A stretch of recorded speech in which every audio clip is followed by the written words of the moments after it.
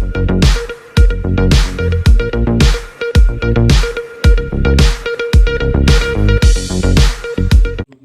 Traffic દ્વારા માર્ગ સલામતી માસની ઉજવણીના ભાગરૂપે બાઇક રેલી યોજાઈ। જિલ્લા કલેક્ટર, જિલ્લા પોલીસ વડા અને આરટીઓના અધિકારીના હસ્તે લીલી ઝંડી આપી બાઇક રેલીને પ્રસ્થાન કરાવાયું। આ બાઇક રેલીમાં અલગ અલગ સૂત્રોચ્ચારના બેનરો સાથે નડિયાદ કલેક્ટર કચેરીથી ઇફકોવાલા હોલ સુધી યોજાઈ હતી।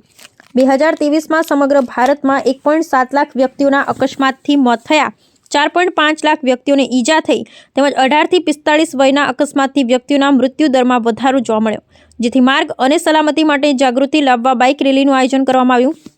આ રેલીમાં પશ્ચિમ સ્ટેશનના 70 પોલીસ કર્મચારી તથા ટીઆરબી જવાનોએ ભાગ લીધો હતો। આજે રોડ સેફટી મંથની જે શરૂઆત થઈ રહી છે એમાં નડિયાદ મહાનગરપાલિકામાં આજે એક બાઇક રેલીનું આયોજન થયું છે। એનો એક જ હેતુ છે કે જે વાહન ચાલકો છે એ રોડ સેફટીના નિયમોના પાલન કરે અને અકસ્માત આપણા જિલ્લામાં ઓછા થાય, એના માટે જિલ્લા પોલીસ વડા જે છે અને આરટીઓ આ સંયુક્ત રેલી એના તત્વાવધાનમાં આજે યોજાઈ। ક્યારે ક્યાં રેલી જવાની? આ રેલીનો રૂટ આખા સિટીમાંથી પસાર થઈને જશે। આ રૂટ આપને આરટીઓ તરફથી મળશે। હવે આપ લોકો એને કવર કરશો।